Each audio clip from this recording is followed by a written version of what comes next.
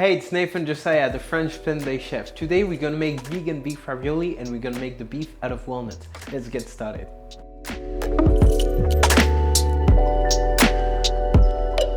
First step to make this ravioli, we're gonna use wheat flour. Here I have 200 grams of flour, and for each 200 grams of flour I'm gonna use 110 grams of water. I'm just gonna make a small hole in the middle.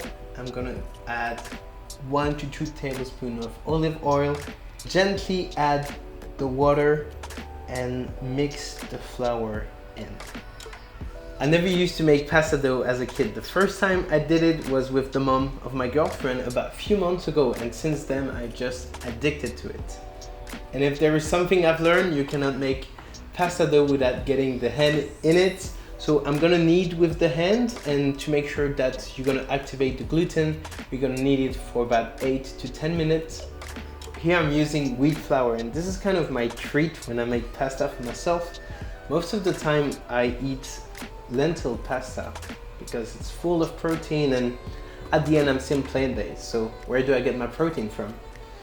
It's really easy to make a vegan pasta dough because most of the time pasta are vegan. Sometimes people add an egg in it, but there is no need for that. To make sure that I activate the gluten enough, I'm just gonna push with my finger on top of the dough, and if it bounces back, I mean the gluten is activated and I can put my dough to sit in the fridge for 20 minutes. This is the part when we're gonna veganize this ravioli recipe. So for the filling, I'm gonna use walnuts. The reason I choose walnuts because they're rich in protein, they're rich in omega-3 and a lot of antioxidants inside of them. The vitamin E in the walnuts at the same time is really good for the skin, so don't be afraid, we're gonna use a bunch of walnuts. I'm just gonna blend the walnuts. Let's do the blender dance. This is exactly the texture I want with my walnuts. It's not too much of a powder. I just use 3 or 4 pulses on my blender so I can still have some chunks of walnuts. To add some meaty texture to the filling, I'm gonna chop really finely some mushroom and add them with the walnuts. Now I'm gonna add the mushroom and the walnuts to a bowl, and just to give a natural red color to my filling, I'm gonna add some beetroot juice. I'm gonna finish off with salt, pepper, and Nutritional yeast. It's time to mix everything. I just took my pasta dough out of the fridge. I'm gonna flour it a bit and I'm gonna split it in 4 equal parts. I'm gonna take each part and I'm gonna flatter them a bit. I'm gonna use a pasta machine, but if you don't have a pasta machine at home, you can use a rolling pin. It's just gonna be a lot of work. Side note, I only have a pasta machine since a week and I was making ravioli before, so no excuses. Get your rolling pin and make some pasta. In my pasta machine there is 2 rolls, so I'm gonna start with the wider setting and I'm gonna go thinner and thinner, but make sure that you don't make your ravioli dough too thin. Don't be afraid to always add a bit more flour so you don't get too sticky. The dough will not absorb more of the flour, just stay outside and it will not get sticky on your different surfaces. I just go with 1 teaspoon of filling. It really come to you. You have to practice to know how much filling you can put in one ravioli, and even when you practice you can make mistakes, so don't be afraid to do it again and again. The color of the filling is just amazing. I kind of distance them the way I feel it could work. I'm gonna fold back the dough on itself and I'm gonna start to have my ravioli shape right here.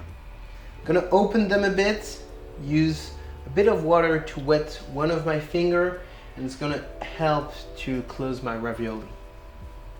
So the dough will expand when you're gonna cook, so I'm just gonna cut them quite close to the filling. You're gonna have extra dough in between your ravioli. Please don't throw it away. You can always put it in water. It's still pasta after all. Before cooking the ravioli, I'm gonna use a dessert fork.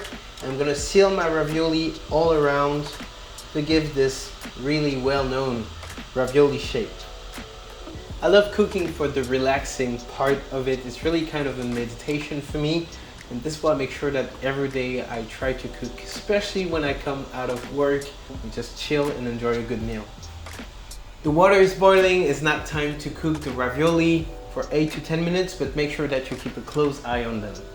I'm gonna add the rest of the filling to some tomato passata, just to make sure I don't lose this delicious filling and I have extra sauce for my ravioli. Before we can enjoy the pasta, it's time to drain them. I'm gonna serve my pasta with my extra tomato sauce. You can barely notice that there is walnuts or mushroom in it. Will be ravioli without cheese, so I'm gonna grate some of my favorite vegan cheese on top of them. To add a bit of freshness and color, we're gonna add a bit of basil. I'm actually blown away by these ravioli. The pasta are perfectly cooked. You can see that when they cut open, really look like you have a beef filling kind of inside. The tomato sauce just add a lot to it.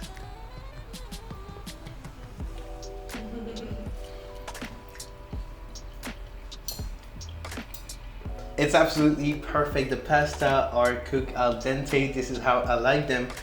And we have some chunks of the walnuts, even though it was kind of like a powder. This is why we just want to blend it 1 or 2 times, because we really have some chunks and it's really delicious to eat. I don't really taste the mushroom or the walnuts, but it gives a delicious texture inside of the ravioli that go just perfectly with the creaminess of the tomato sauce. And of course, the vegan cheese just add the final touch to it. It's Nathan Josiah for Live Kindly. We made barbecue wings out of mushroom, veganized Scotch eggs, and we just made vegan beef ravioli out of walnuts. What do you want to see next? Let us know in the comments. Don't forget to subscribe, hit the notification bell. Thanks for watching. Au revoir.